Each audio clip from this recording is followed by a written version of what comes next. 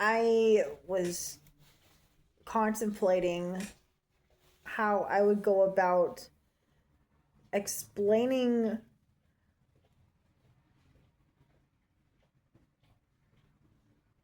my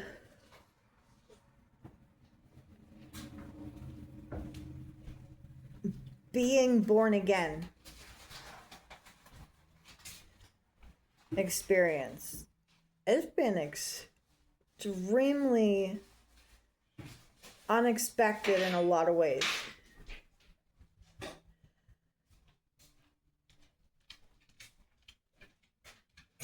The first parts of it happened most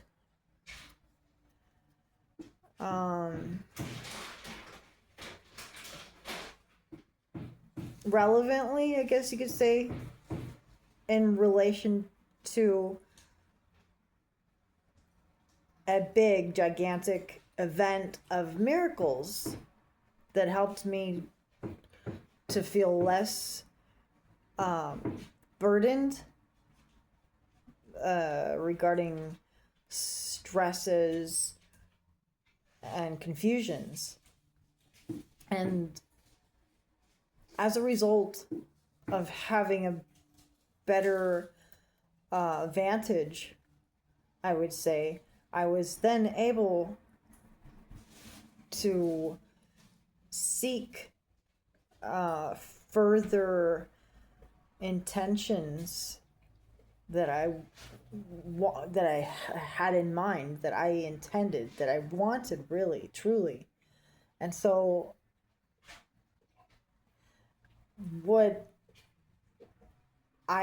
what I had chosen was to say the Lord's Prayer and ultimately become, of course, incorporated as a disciple, an official associate of the Christ, our official creator. And that happened very close in time to the first day of my event of miracles.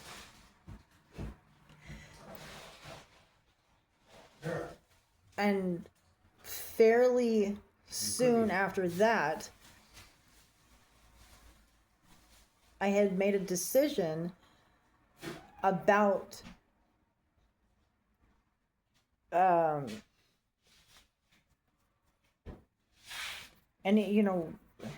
anything that I can do on my part to become born again is absolutely going to be done. Whatever it is, I will do it.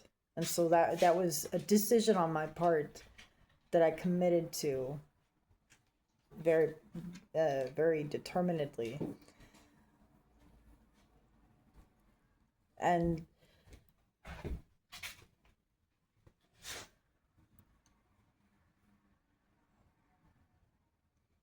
this was all in 2000. You had to keep it closed. It's cold, huh? Yeah, it was mostly the noise, actually. It's cold. Yeah, it's a little chilly. I closed that door and I had the window. Oh. All right.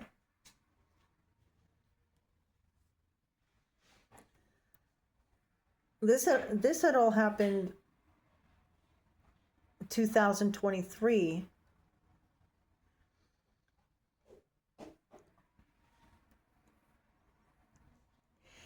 And I can tell you that there were telltale manifestations of spiritual symptoms, I would call them,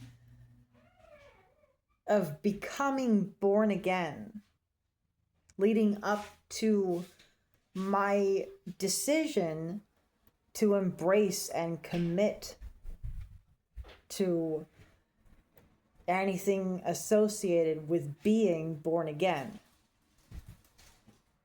I remember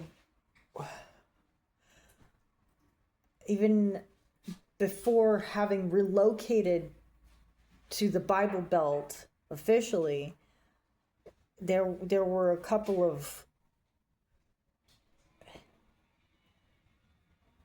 I wouldn't call them encounters. It's more something to do with like a spiritual,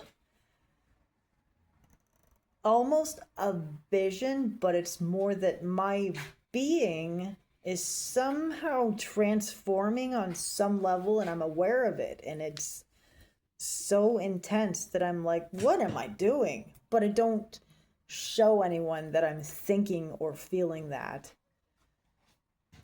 And this happened before I moved to Texas on 2 occasions that I can recall. It may have happened more than that. I just couldn't remember that it had a place and had done that. But it really had the very distinct imagery is the closest word. It's not really that I could see it, not even with my spiritual eyes. I couldn't see that this was the case. It was more that the sense of it was the thing. Somehow I sensed that this was correct. This was happening somehow. That my existence was reforming from the I don't even know what the right word is for it. It's not inception and it's not conception because it's spiritual. But it really was the idea that I'm an infant. I'm somehow an infant, and I'm so pure and innocent and beloved that nothing is going to happen to me, and I'm properly cared for and everything is wonderful. And I'm completely innocent and pure. And it feels, there are no words to tell you how phenomenally awesome the sense of it is. I wanted to cling to that, I wanted to keep that with me and just stay having that. If I could stay having that, oh dear, And I don't resent necessarily that I'm no longer an infant. It didn't necessarily coincide with the decision day. It was more something to do with either just previous to that decision day or just after. I'm not quite comprehending the dates. Somehow it's really confusing. It's extremely complex. I don't know how to explain it. But my decision day was sort of like the catalyst. I know that much. But my infancy phase had manifestations, I would say starting at least 5 years previous to that decision day of making a commitment to wanting a born-again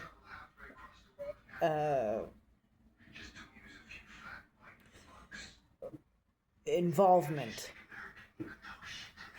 And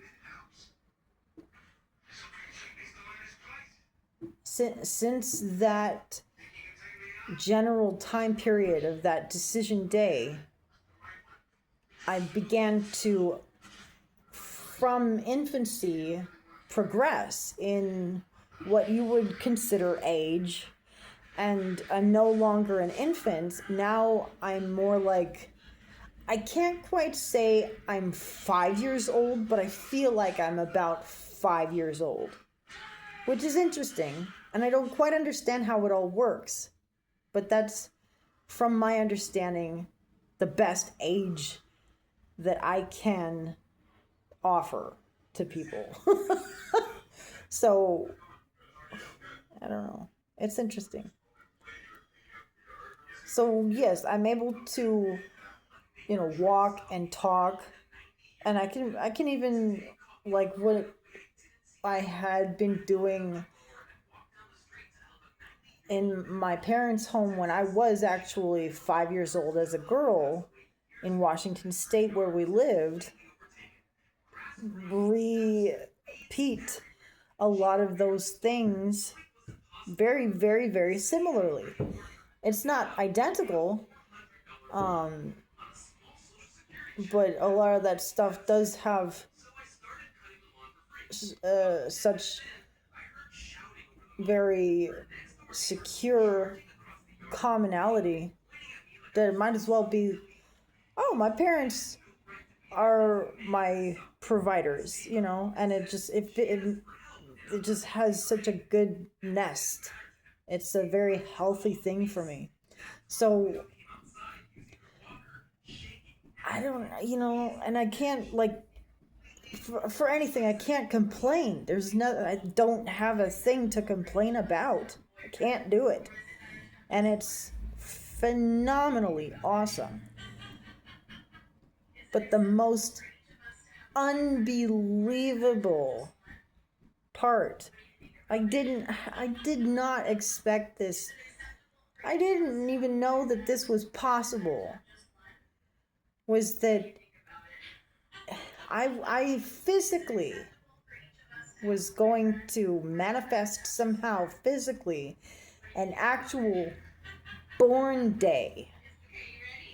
My physical body was going to do a thing and have a day where I'm experiencing distress because, being born to your womb parent or from the womb is distressing, and it's difficult, and it's a type of a trauma.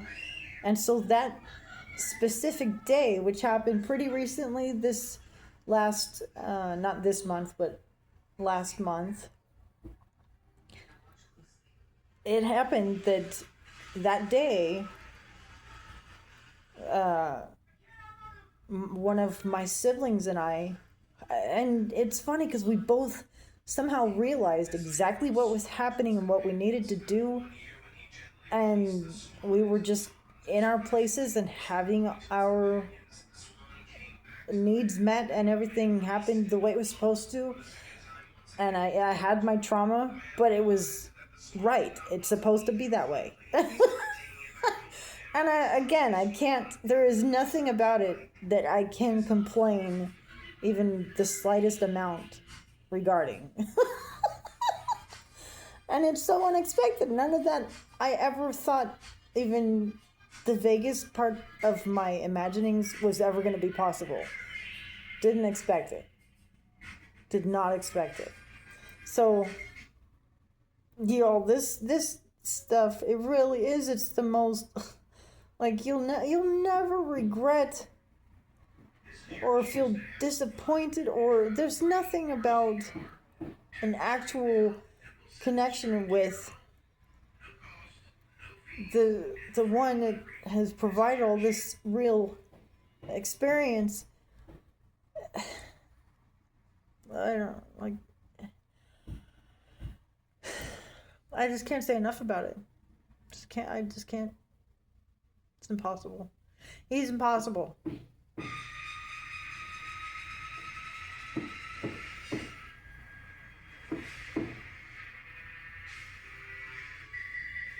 And it's funny because we joke about how we've had this, like, cycle of lives where I've given birth to him, and now he's giving birth to me, and next time I'll give birth to twins, and it'll be him and his whoever it is.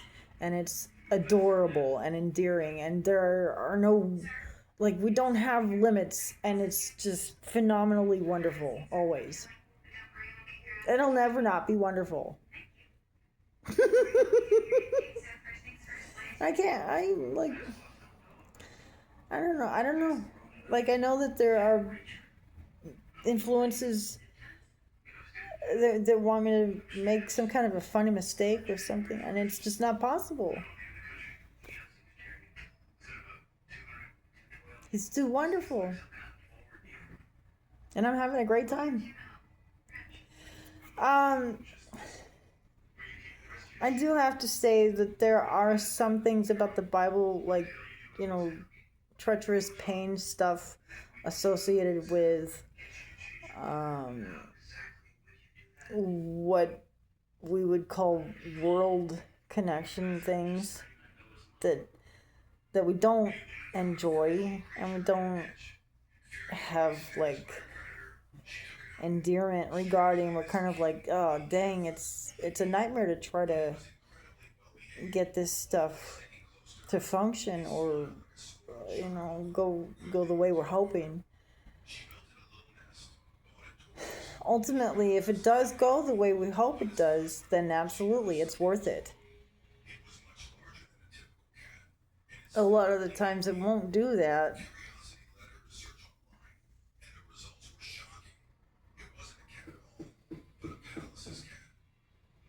And that's no fun. But when it does, when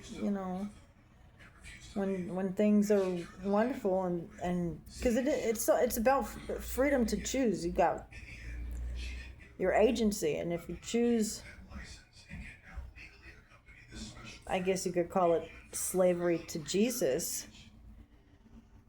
I willingly submit 100%. Jesus, take me, I'm yours, then you'll have a lot of success. And I'm not going to say everything about it is going to be bright and cheery, because no, there are some things that are scary and very disturbing. But you'll never, honestly, I've never truly been disappointed, is what I can say. There are people that I understand will resent if I say that I recommend that you. I don't really know how to say it. Honestly, I don't understand what that means. So I'll just say again, I myself have never experienced true disappointment, and leave it at that. But I do hope, in the name of Jesus, that more intrigue and interest is happening as a result of my influence, because it's wonderful. Any betterment as a result of that is a lot happier for a lot more people. And he's awesome. He's wonderful. You'll never be disappointed. That's my experience. Peace and blessings, y'all.